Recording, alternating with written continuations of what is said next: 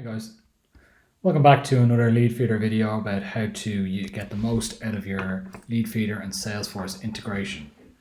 So as you can see, I've just logged into Salesforce. For this specific demonstration, we'll be using Salesforce Lightning. However, please feel free to use Salesforce Classic. It also works in there.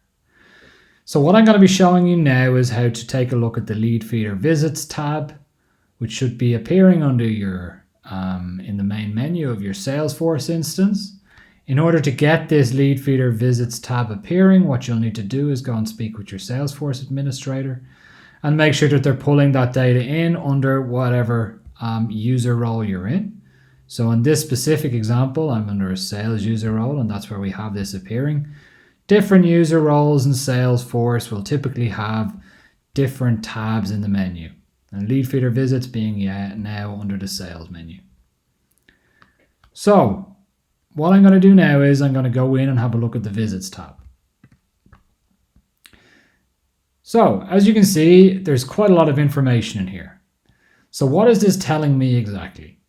So let's assume I'm a salesperson. And as a salesperson, I want to see the accounts which I own that are visiting my website. I also want to get a better idea about what those accounts are doing and when they did it. So from my perspective, when looking at this, I can look at it in a couple of ways. As a salesperson or a sales leadership. As a salesperson, I probably want to be only looking at the accounts and leads which I own. So let's take it in this example that I want to look at the ones that I own. In order to do that, I can filter here by clicking this filter button. Click the filter by owner button, and I can say my Leadfeeder visits here. I'm already here as Costi. So what I can do is by having myself as Costi here, I can see that I own all of these different pieces here. Now there's a mix here between existing accounts in Salesforce as well as leads that I've created within Leadfeeder and then pushed into Salesforce. Now remember that Leadfeeder does not recognize individuals. However, what I've done here, for example, with Aaron Blumenkrantz, I've recognized activity in Leadfeeder. And what I've done is I have assumed that activity is coming from Aaron. And I've found that contact within Leadfeeder under the contact section, along with the activity that Aaron has performed. And I've pushed that information then into Salesforce. Now what you could potentially do is the same process for a number of different contacts on that you're seeing within Leadfeeder.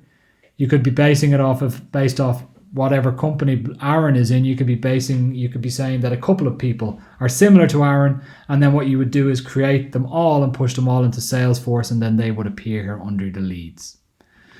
If there's an account associated, I can see that this account is something that's already existing within Salesforce, and the visitor data has just been pushed onto that account. So let's take the first example here with Salesforce. Now I can see that the last time that Salesforce visited was on the 5th of October, which is now 4 days ago.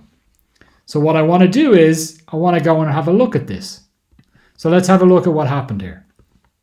I can see that Salesforce came on this particular date at this particular time, and I can see that they were looking at pricing as my landing page. That's incredibly interesting because for us as Leadfeeder, our pricing page would give a good indication that somebody is interested in taking the next step and potentially becoming pipeline. So let me go back into my visits section, and I can take a look at stuff that I don't own, or stuff that I do own but it's actually a lead, stuff that I'm not currently working. So let's take, for example, Amid. I'll click on Amid here. I can see that Amid is still in Salesforce as a lead, has not been converted to a contact. I haven't started working him yet. So what I'm going to do is I'm going to have a look, what has Amid been doing? So I'm going to go in and have a look at the Leadfeeder visits here on this lead profile. So let's take a look at these different visits and see what exactly this person has been looking at. So I see on this particular day, so on the 16th of April this year, he was looking at leadfeeder.com. That's the page he landed on.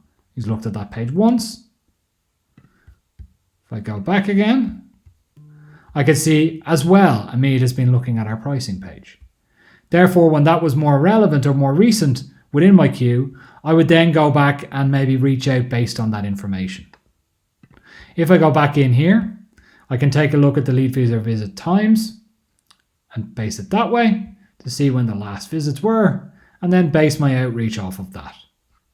As you can see with Aaron here, the last time that Aaron came was in September, so I'm going to go in and have a look at Aaron.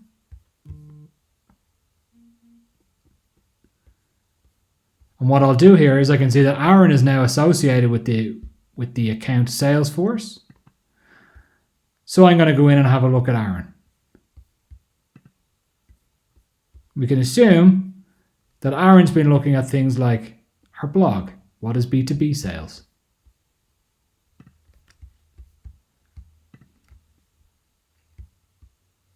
And there's plenty of activity on that account, and I can go in and dig into every single one of those visits.